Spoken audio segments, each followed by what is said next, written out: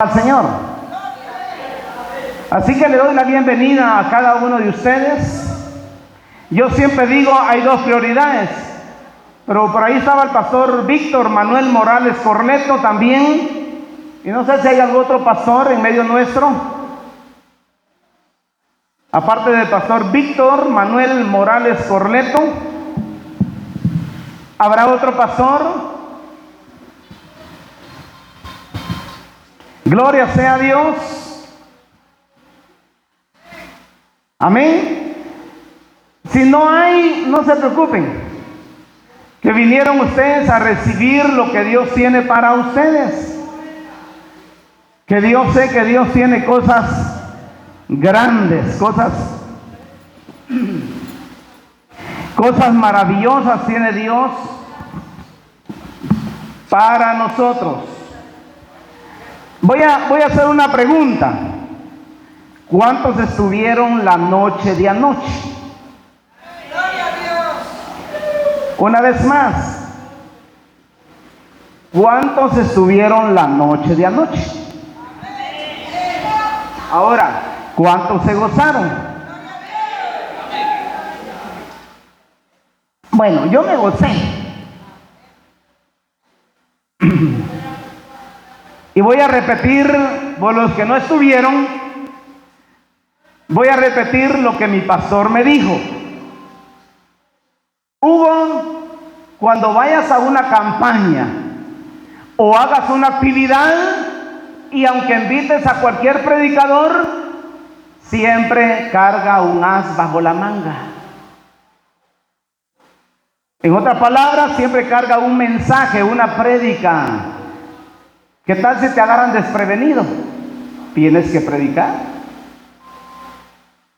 Eso me lo dijo mi pastor, que tengo que andar prevenido, porque la Biblia dice que el obrero, el pastor, el cantante, el predicador, el siervo de Dios, tiene que estar preparado para toda buena obra. Si ahorita los agarro yo a ustedes por ahí y les digo, hermanito, ¿nos puede predicar usted 20 minutos? Tienen que hacerlo. Hermanita, sea joven o sea adulto, tiene que hacerlo. Y ojo, porque no va a predicar lo que usted quiera. Si va a venir aquí a adivinar lo que va a predicar, mejor no predique. Perdón, pero así soy yo. Anoche les tocó fuerte. Pero ¿qué hago yo si la Biblia lo dice? Hoy hay un mensaje de consolación. Hoy hay un mensaje en el que Dios nos va a hablar a través de la consolación que el Señor nos da. Yo quiero que lea conmigo. No necesita ponerse de pie, porque no somos una iglesia religiosa tampoco. Somos una iglesia que amamos a Dios, que creemos en Dios, que vivimos, tratamos pues de vivir conforme la Biblia, conforme la palabra. Tampoco vamos a hacer una iglesia perfecta, pero sí vamos a hacer una iglesia donde el poder de Dios se derrame sobre su pueblo. La fe que te lleva a ver lo sobrenatural de Dios es el tema. Mateo 14, 22 hasta el verso 34. ¿Cuánto alaban al Señor? No pare la alabanza, porque la verdad que dice la Biblia que todo lo que respira, alabe al Señor. Todo lo que respire, alabe al Señor. Las aves del cielo en la madrugada están alabando al Señor. Lo único que ellos lo hacen a través de su idioma. Si usted no lo sabía, los animales tienen un idioma y así se comunican. También los árboles en la madrugada amanecen alabando al Señor por medio de los vientos. Y si ellos le alaban, que no tienen razonamiento, porque yo no le voy a alabar. porque usted no le va a alabar. Entonces diga conmigo, todo lo que respire, alabe al Señor o alabe a Jehová. Pastor Hugo, ¿por qué usa lentes? Dirán algunos jóvenes, ¿verdad? Espérese que llegue a la edad de nosotros y siga viendo Facebook y siga viendo el celular de cerquita, ¿sí ve? Después va a decir, ay, pues, de acuerdo cuando dijo que por qué usábamos lentes. Normal. Hace poco le decía yo a alguien, ¿va? Porque siempre, nunca falta alguien que se avergüence de los años que Dios le ha dado. Y le decía yo, así como aceptamos la niñez, la adolescencia y la juventud, también tenemos que aceptar la vejez cuando ya no llega. Aunque algunos no aparentamos los años que tenemos, pero no se avergüence, hombre, ni aparente ser lo que no es. Sea lo que es usted. Como mujer, ámese como mujer. Y como hombre, ámese como hombre. No tiene nada malo que usted tome sus vitaminas, que usted coma bien, que duerma bien, que viva bien. Anoche dijimos que la vida solo es vida, nada más. Si usted no la vive como Dios manda, nadie la va a vivir por usted. Usted tiene que vivir su propia vida. Amén. Dice la palabra del Señor, Mateo capítulo 14, el verso 22. Enseguida Jesús hizo a sus discípulos entrar en la barca e ir delante de él a la otra ribera, entre tanto que él despedía a la multitud. Yo voy a ir paso a paso. Quiero que usted y yo conozcamos la historia. Jesús había hecho milagros, señales y prodigios. Había sanado enfermos, había alimentado las multitudes. Jesús estaba ocupado trabajando para Dios. Pero ahora, después de la alimentación de los 5,000, Jesús le dice a los discípulos, pregunto, ¿cuántos son discípulos del Señor? No se apresure a decir amén, porque no lo es. Es que si usted fuera moldeado como Jesús moldeó a los discípulos, eso sí suena amén. Pero ellos pasaron, ¿cuántos conocen la trituradora? Los discípulos pasaron por la trituradora de Jesús. Y aquel que no era apto para que fuera su discípulo, Jesús lo corregía, le enseñaba, lo formaba. Usted con un dolor de muela que tiene dice, ay, estoy padeciendo por la causa de Cristo. Mentira. Aleluya. Los discípulos eran obedientes, aprendieron a ser obedientes a Jesús. Si no hubieran sido obedientes, no hubieran hecho lo que hicieron. Jesús les decía, Pedro, Jacobo, Juan, Andrés, Felipe, Bartolomé, vengan para acá. Ellos lo hacían. Quédense aquí orando, lo hacían. Hagan esto, lo hacían sin discusión. Ahora Jesús te dice a ti que hagas algo y está primero, ¿tengo dinero? No tengo dinero, mis hijos no me dejan, mi mujer no me deja, mi marido no me deja. ¿Qué voy a hacer, pastor? Tengo que obedecer primero a mi marido o a mi mujer, porque hay de todo, ¿verdad? Hay de todo. Verso 23 dice, despedida la multitud, ¿cuántos? Subió al monte a orar aparte, y cuando llegó la noche, estaba solo, ahí solo. Después de que Jesús hizo tantos milagros, sanó a los enfermos y alimentó a las multitudes, él se iba aparte a orar. Eso era lo que a él le daba fortaleza para hacer tantos milagros. Para hacer lo que él era porque mantenía una relación con Dios. Ahora, pregunto, ¿Jesús necesitaba orar?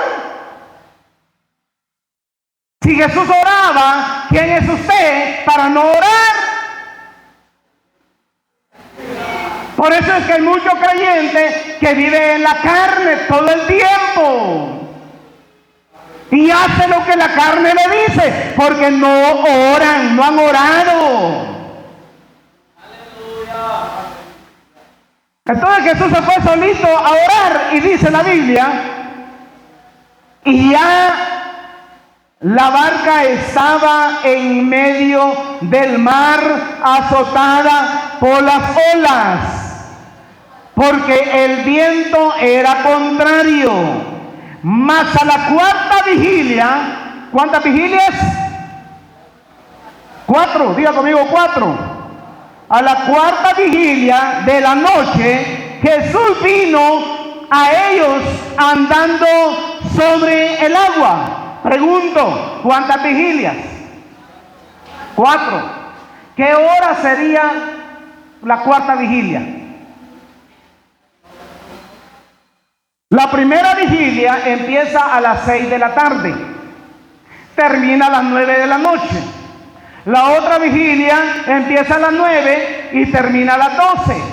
La otra vigilia empieza a las 12 y termina a las 3 de la mañana. Y la cuarta vigilia empieza a las 3 y termina a las 6 de la mañana. Entonces vamos a suponer que eran las 5 de la mañana. A esa hora andaban los discípulos en medio del mar. Y el mar estaba bravo. La barca estaba siendo azotada por los vientos. Había soledad. Había oscuridad total en medio del mar. Y los vientos eran contrarios, azotaban a la barca. Y los discípulos tenían miedo. Es normal. ¿Cuánto alaban al Señor? Los discípulos tenían miedo. Pero, dice la palabra, mas a la cuarta vigilia de la noche Jesús vino a ellos andando sobre el mar. Y los discípulos, viéndole andar sobre el mar, se turbaron diciendo: ¡un fantasma! Y dieron voces, ¿de qué? De miedo. Cualquiera cuando está en una situación así puede tener miedo. ¿Miedo a qué? A la muerte. Pero enseguida Jesús, estoy en el verso 27, pero enseguida Jesús les habló diciendo: tened ánimo, yo soy, no temáis. Entonces le respondió Pedro y dijo: Señor, si eres tú, manda que yo vaya a ti sobre las aguas. A mí me gusta la gente atrevida. ¿Cuánto alaban al Señor? A mí me gusta la gente atrevida y a Jesús también. Todo lo que hemos logrado no es porque seamos millonarios, no es porque tengamos millones en el banco. Dije al principio que nuestra dependencia siempre ha sido Dios, y todos los de la aldea de la carretera son testigos cuánto hemos trabajado. Y no es porque tengamos millones, es porque la fe es la que mueve las montañas. Por fe yo sé que está hecho todo este equipo, y cada uno de los obreros que están trabajando en el equipo tienen fe, porque Dios no les va a quedar mal. Él está ahí, mire, así es tomado de la mano de Jesús. Señor, en tu nombre yo voy a ir a cantar. En tu nombre yo voy a ir a predicar. En tu nombre yo voy a ir. Voy a ir, voy a ir. ¿Por qué? Porque hay una responsabilidad. Tras el llamado que Dios te hace, hay una responsabilidad de parte tuya. Por eso dice la palabra que en aquel día el Señor te va a pedir cuentas. Mateo 25, que el Señor te va a pedir cuentas de lo que hiciste con el talento que Él te dio. Si no hiciste nada, vas a recibir una recompensa ¿de qué? De nada. Por eso es que mire, cuando yo entré al Evangelio, nunca se me olvida, hace 27 años voy a cumplir ahorita en octubre, 16 de octubre de 1998, yo le entregué mi vida a Jesús. Y desde que llegué a la Asamblea de Dios, desde que llegué a la iglesia, lo primero que le dije a mi pastor, Brígido García, fue: pastor, ¿dónde están los tratados de la iglesia? Y el pastor me dijo: allá están, me dijo, había un rinconcito donde ponía una bolsa y ahí estaba el montón de tratados. Habían como unos 200 tratados. Yo le dije: ¿me los puedo llevar todos? Le dije yo, porque hoy los voy a repartir, le dije. Lléveselos, me dijo. Porque la gente, para repartir tratados y para testificar de Cristo, tienen pena, tienen vergüenza. Pero cuando anduvieron de borrachos y drogadictos en la calle, no tenían vergüenza de los raspones que les dio el diablo. Y cuando venimos al Evangelio, decimos: aleluya, gloria a Dios, alabo al Señor, solamente en la iglesia. Pero cuando estás allá afuera, en la calle, si te preguntan un versículo bíblico de memoria, no lo sabes. ¡Aleluya! ¿De quién es la culpa entonces? ¿Ah? Entonces yo fui metido, me llevé los tratados y me fui a la capital, allá a la Bolívar, y me fui a una librería y compré un montón de tratados. Compré una Biblia Reina Valera, compré un radio, nunca se me olvida, un radito, para andar oyendo la palabra del Señor. La Biblia me la comía yo todos los días. Allá en los rincones yo me llevaba mi Biblia para allá a un terreno que teníamos nosotros, y en los zanjones, ahí me ponía a leer la Biblia, a estudiar y a orar al Señor. Porque desde el principio yo entendí el llamado que tenía en Dios. Que no había sido llamado para nada malo, había sido llamado para algo bueno. Y lo digo con franqueza, pero aunque muchos me dieron la espalda, sigo de pie. ¿Cuánto alaban al Señor? ¿Usted sabe que el árbol, entre más viejo, más fuerte se hace? Es que mire, si el diablo no lo apalea a usted no va a tener nada que decir. Y él le dijo: ven. Y descendió Pedro de la barca andando sobre las aguas para ir a Jesús. Pero al ver el fuerte viento, tuvo miedo y comenzó a hundirse. Dio voces diciendo: Señor, sálvame, o extiende tu mano. Y Jesús salió de él y le dijo: hombre de poca fe, ¿por qué dudaste? Hombre de poca fe, ¿por qué dudaste?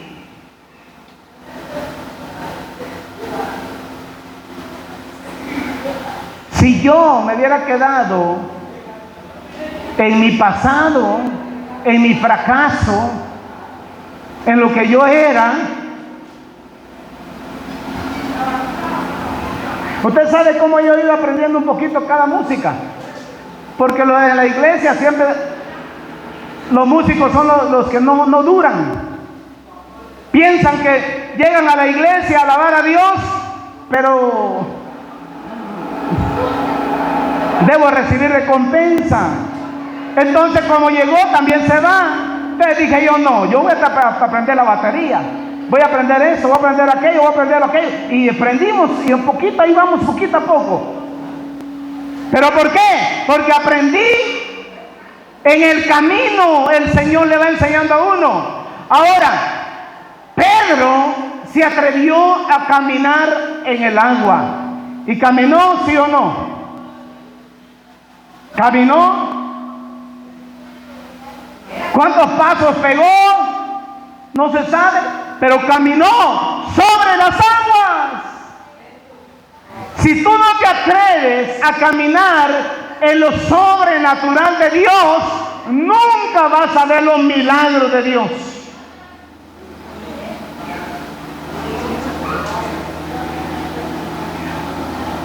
Te dije que había venido a recibir. Y lo que tienes que eliminar es lo que tienes aquí.